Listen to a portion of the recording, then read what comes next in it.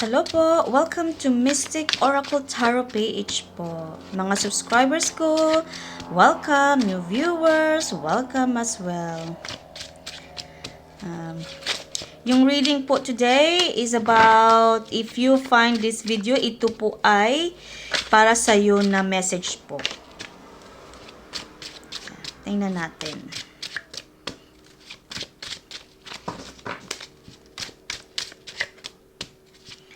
Take only messages po na makaka-resonate po sa inyo. Hindi lahat makaka-resonate po. This is for general reading and collective readings as well. Okay po. So, don't forget also to subscribe if you're new viewers.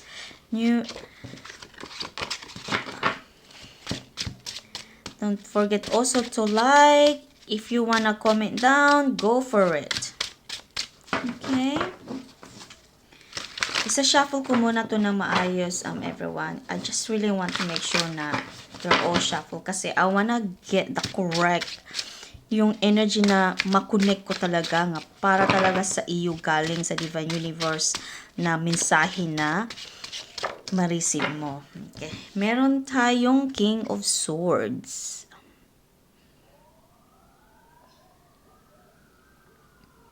Kita nyo ba yun, guys? Okay. Everyone. Okay. Let's have a look. We'll get more, okay?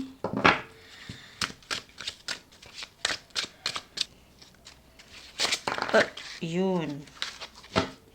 Meron tayong Nine of Pentacles.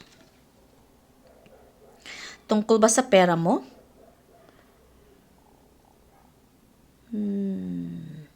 Oo nga, tungkol nga sa pera. Tungkol sa pera to.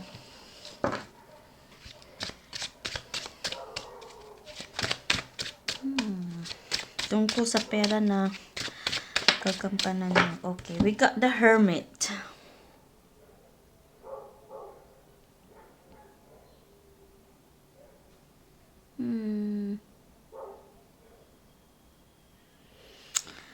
Okay, you're a little bit not sure what to do with your with the finance sa pera mo. You're not quite too sure yet.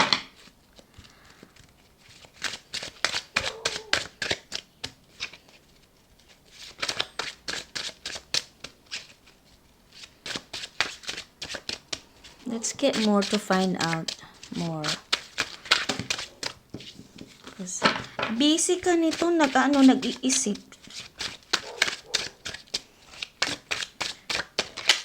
Okay, meron tayong Seven of Swords. Sorry po, yung aso ko po. Okay.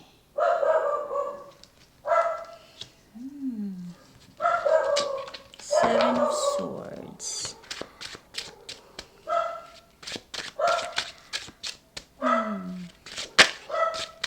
Okay, more.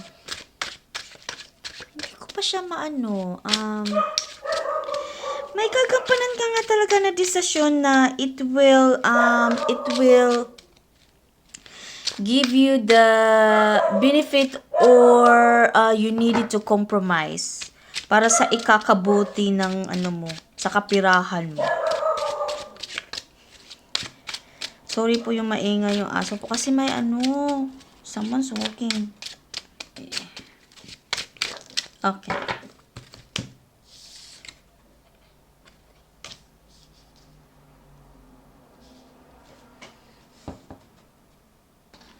Meron tayong Three of Cups.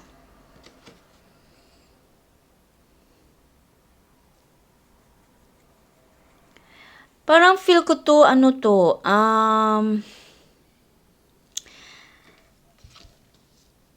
for lang siya, yung parang siya, investment siguro to, or may negosyo ka, tapos iba-branch mo, magbubukas ka ng ibang branch sa kabilang, ang kabilang parte na lugar. Kaya yan ang gagkapanan mo na decision na, is it worth it? Is that gonna be successful? So, kailangan mo siya i-compromise. You need to, before you, kasi ang naano ko dito is, sigurado ka na nito sa decision mo. Hindi ka aatras. Yun yung sinasabi dyan. And, hindi pa sinasabi dito na maging successful siya, but you are going, kasi desidido ka na, nakaset na yan, nakaset na to sa isip mo. Yan, naset mo na yan. At saka meron tayong 6 of Cups.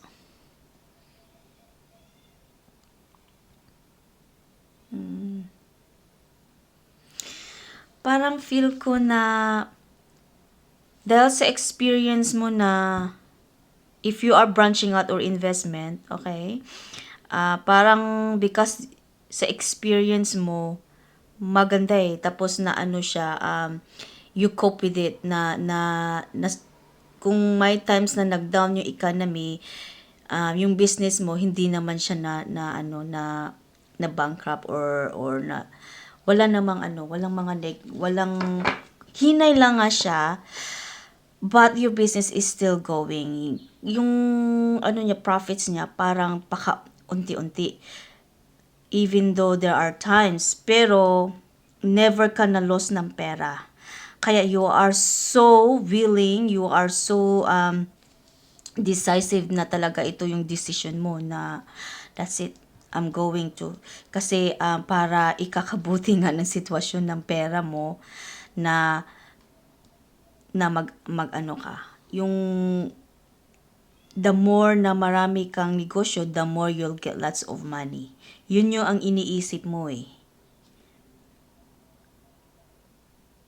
Yun yung iniisip mo. And accepted mo na yan Accepted mo na yung mga unexpected na may hiccup talaga. Na hindi naman araw-araw, all the time na maging maganda yung run ng business. Kung ito ay business o di kaya investment mo.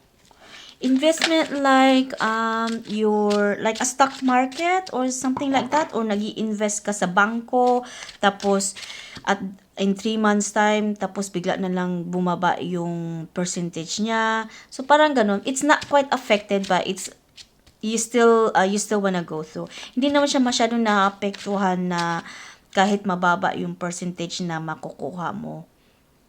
Hindi naman siya. It's only like a temporary. Tapos babalik na naman siya, aakit na naman siya. So lalaki yung mo, profits mo doon, 'di ba? So parang ganun yung na ko diyan, nakikita ko. Dahil sa experience mo, yun, desidido ka na. Yung decision mo fix na. Okay? We'll get more. Ano pa? Okay. Meron tayong, ano ba to?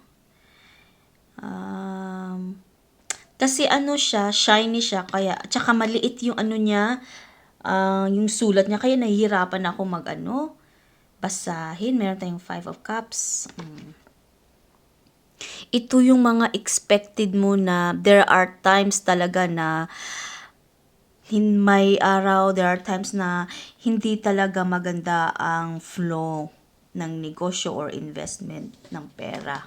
Hindi siya meron talagang hiccup sa negosyo. Okay? So expected mo na yung unexpected. yung mga ikaka-worries mo through your experience. Yan din nga sinabi ko, ayan na-confirm siya.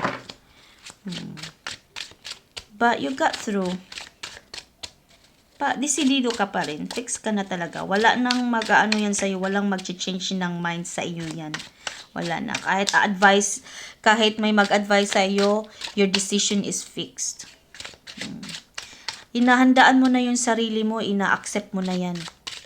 Na kung ano man yung problema na darating with new investment ba yan or new mag-branch out ka ba, negosyo, alam mo na kung anong i-expect mo. Okay, give me one more please. Okay. Meron tayong dalawa. So, we've got 3 of Pentacles.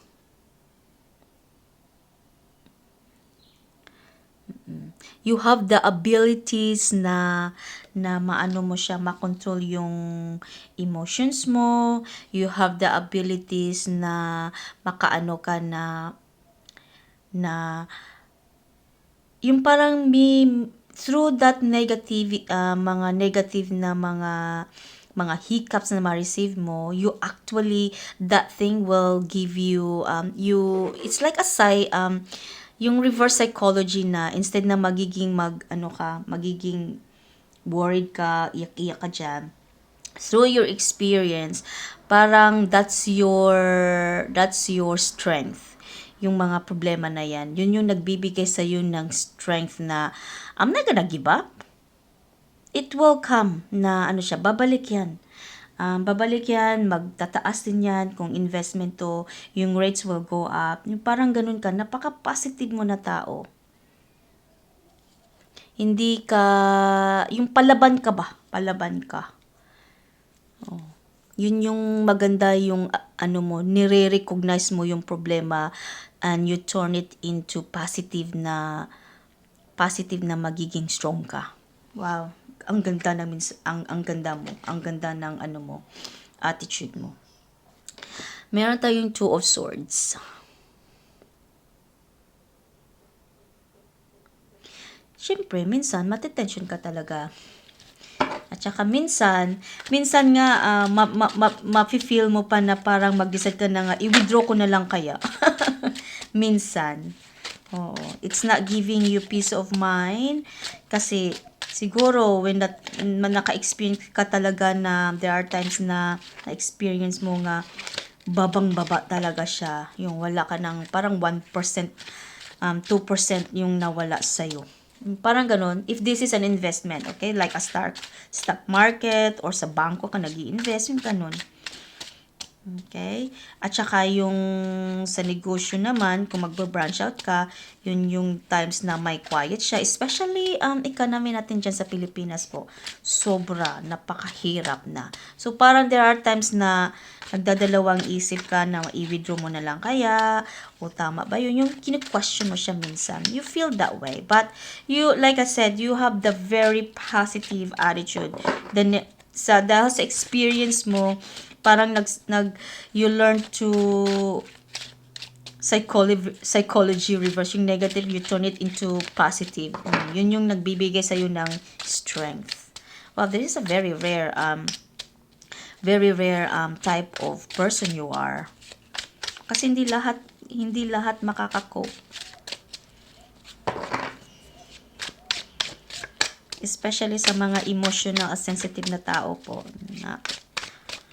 Meron talaga iba na hindi makaka-cope. But you are different. You're different. Hindi ka mag-give up right away. Okay.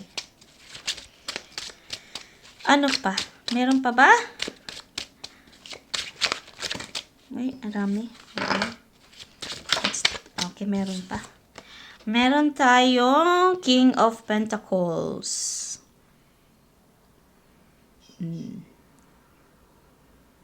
Napaka-honest ka na tao. Na honest ka sa decision, honest ka sa sarili mo. Sa sarili mo, honest ka. Na kung may mali ka na yung may mali ka na desisyon, tinatanggap mo, hindi mo dinideny. Tapos you always find a way na mo yan, na ma-comfort yung sarili mo na everything will be okay. I just need to get more information. Kailangan ko lang ng i-contact doon. Kung sa bangko man to, kinukontak mo yung bangko to get more information para ka, it will help you decide na yun talaga.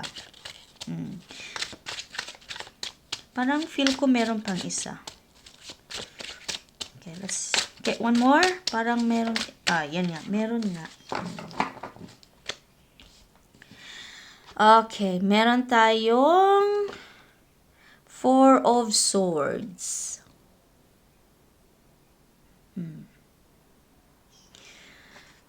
Once na makuha mo yung mga impormasyon na kailangan mo, parang it will give you a peace of mind na parang okay, ano lang pala yan, glitch lang pala yan. So hindi, o di kaya temporary lang. So after a month, after 2 months, 3 months, magchi-change na, tataas na naman. So parang ganun siya. So kasi nagfa-fluctuate kasi yan eh. So yung mga information nga na nakukuha mo, yun it helps you na yun yung mensahe na information na nakaka-sustain sa you din na okay, as long as I got the information correctly from the bank, if this is an investment from the bank, yung ganun siya.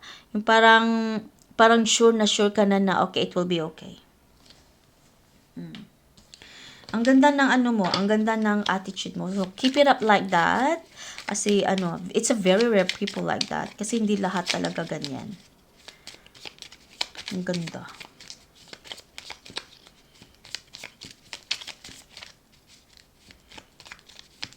Sobra ng, ang lakas ng,